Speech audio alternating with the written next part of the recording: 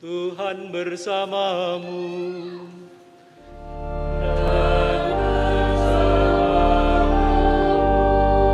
Inilah Injil suci menurut Matius.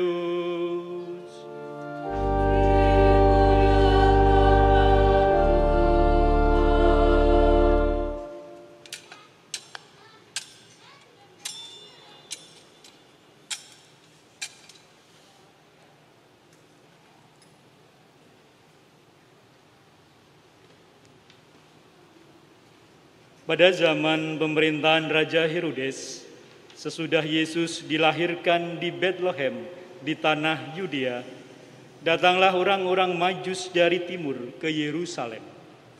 Mereka bertanya-tanya, "Di manakah dia, raja orang Yahudi yang baru dilahirkan itu? Kami telah melihat bintangnya di timur, dan kami datang untuk menyembah dia." Mendengar hal itu, terkejutlah Raja Herodes beserta seluruh Yerusalem. Lalu dikumpulkannya semua imam kepala dan ahli Taurat bangsa Yahudi. Kemudian dimintanya keterangan dari mereka di mana Mesias akan dilahirkan. Mereka berkata kepadanya, "Di Bethlehem di tanah Yudea, karena demikianlah ada tertulis dalam kitab Nabi. Dan engkau, Bethlehem, di tanah Yehuda, engkau sekali-kali bukanlah yang terkecil di antara mereka yang memerintah Yehuda, karena dari engkaulah akan bangkit seorang pemimpin yang akan mengembalakan umatku Israel." Lalu dengan diam-diam Herodes memanggil orang-orang Majus itu dan dengan teliti bertanya kepada mereka kapan bintang itu tampak. Kemudian ia menyuruh mereka ke Bethlehem, katanya, "Pergi dan carilah anak itu dengan teliti, dan segera sesudah kamu menemukan dia, kabarkanlah kepadaku, supaya aku pun datang menyembah dia." Setelah mendengar kata-kata Raja Herodes, mereka pun berangkat. Lihatlah, bintang yang mereka lihat di timur itu mendahului mereka hingga tiba dan berhenti di atas tempat di mana anak itu berada. Ketika melihat bintang itu, mereka sangat bersuka cita. Mereka masuk ke dalam rumah itu dan melihat anak itu bersama Maria, ibunya. Lalu mereka sujud menyembah dia. Mereka pun membuka tempat harta bendanya dan mempersembahkan persembahan kepada anak itu, yaitu emas, dupa, dan mur. Kemudian, karena diperingatkan dalam mimpi supaya jangan kembali kepada Herodes, mereka pun pulang ke negerinya melalui jalan lain. Demikianlah Injil Tuhan. Terpujilah Kristus.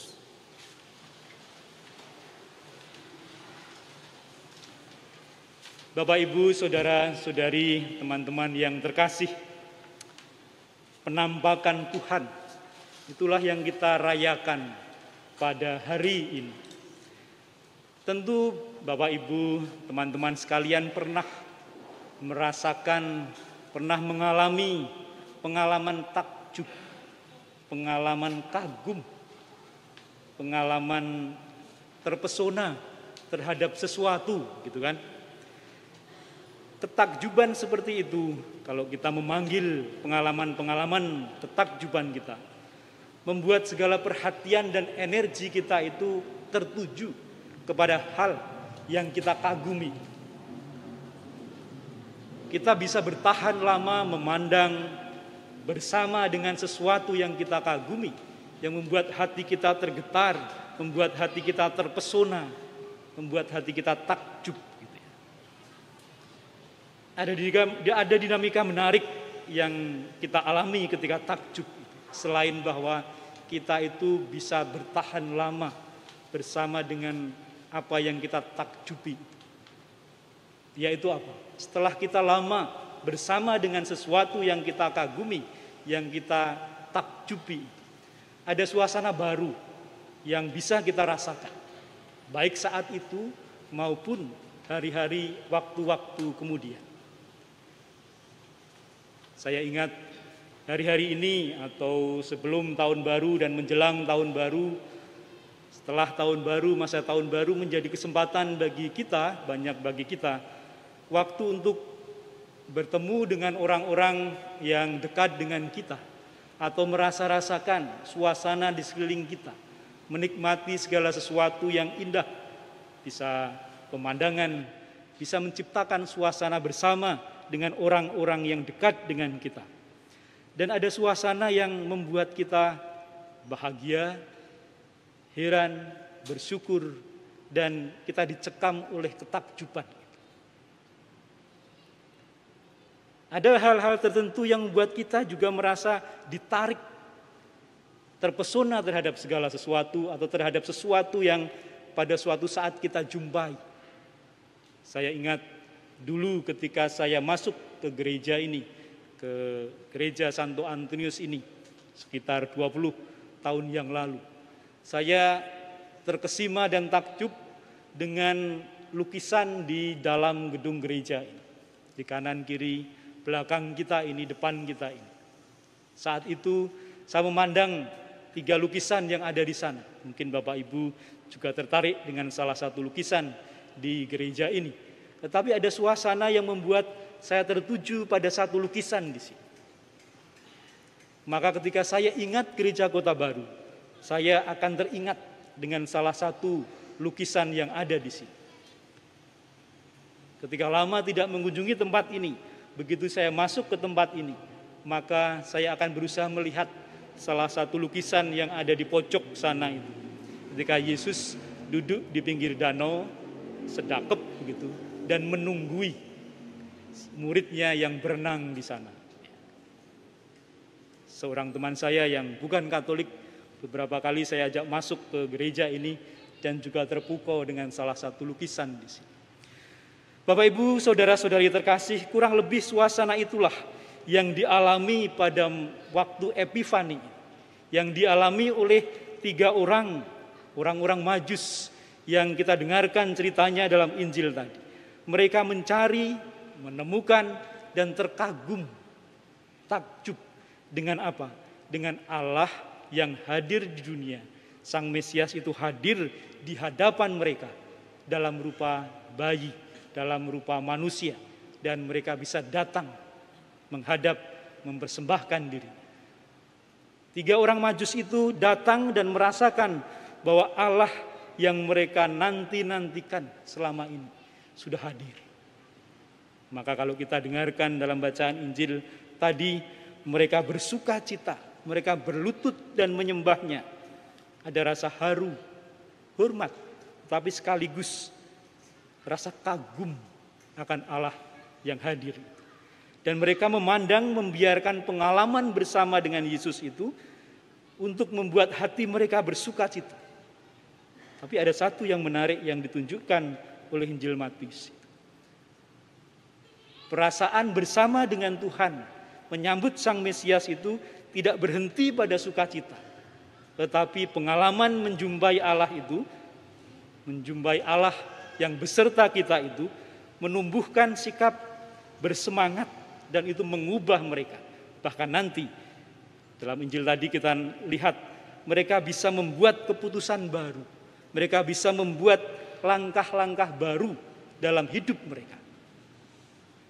Bapak Ibu saudara-saudari terkasih, maka pada poin yang pertama ini sampai pada tahap ini, saya kira kita bisa belajar dari sikap orang Majus itu. Apa itu? Keterbukaan hati untuk mencari dan menemukan Allah, mencari dan menemukan Sang Juru Selamat. Mereka terbuka mencari, dituntun oleh Sang Bintang. Walaupun ada hal yang menarik juga, walaupun bintang itu menuntun mereka barangkali ke tempat di mana mereka tidak sangka sebelumnya.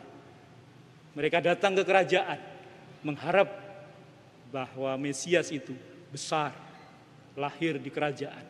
Tapi mereka membiarkan diri dituntun oleh bintang itu, dan mereka sampai ke tempat yang sangat sederhana. Allah yang mereka nantikan itu hadir di luar bayangan mereka sebelumnya. Mereka menemukan Sang Juru Selamat itu dalam rupa bayi mungil di tempat yang sederhana. Maka Bapak Ibu Saudara-saudari terkasih, apakah kita mengalami epifani, penampakan itu, atau lebih tepatnya, penampakan seperti apa, perjumpaan dengan Tuhan seperti apa yang diberikan kepada kita hari-hari ini, waktu-waktu ini? Apakah ada ruang-ruang yang kita sediakan bagi Allah? Apakah ada ruang terbuka sehingga Allah itu mau hadir di sana, di dalam hati kita? Juga ketika Allah itu hadir dengan caranya yang khas di luar harapan dan ekspektasi kita. Bapak Ibu Saudara-saudari terkasih, saya kira itulah yang pertama bisa kita ambil, kita refleksikan dari pengalaman orang Majus menyaksikan, menyambut Sang Juru Selamat itu. Tuhan itu kasih, Tuhan itu beserta kita, dan itulah identitas Allah yang kita sambut pada Natal ini, pada tahun baru ini. Ada satu tahap yang menarik dan itu ditunjukkan oleh Injil Matius tadi, yaitu apa? Yaitu maka pulanglah mereka ke negerinya melalui jalan lain. Tema yang diambil oleh PGI dan KWI tahun ini sebagai tema Hari Natal. Mereka pulang dan berani mengambil jalan lain. Mereka berani melawan kehendak atau apa yang diperintahkan oleh Herodes tadi. Setelah apa? Setelah mereka berjumpa dengan Sang Juru Selamat. Mereka mengalami Allah yang hadir dan membiarkan anugerah terbesar itu mengubah hidup mereka. Saya kira undangan sekaligus ajakan bagi kita adalah sekali lagi membiarkan diri diubah oleh Tuhan sendiri. Membiarkan diri dibentuk oleh Tuhan sendiri. Ada satu undangan sekaligus satu peneguhan bagi kita. Peneguhan yang dapat kita ambil adalah ketika orang-orang Majus itu mendapatkan peneguhan bahwa bintang yang mereka terima, yang mereka saksikan akan mengantar mereka kepada Allah. Syaratnya adalah mereka setia berjalan mencari Allah, mau mengandalkan terang bintang yang hadir dalam hidup mereka. Allah beserta kita dan kita yakin terang bintang itu ada di sekitar kita. Terang bintang itu ada di hadapan kita. Kesediaan kita untuk mengikuti bintang itu menjadi permohonan sekaligus tantangan yang pantas kita hadapi, yang pantas kita mohon untuk terus setia berjalan. Semoga kita semua di tahun yang baru ini senantiasa terbuka, mengandalkan Tuhan, membiarkan diri dituntun oleh Allah sendiri.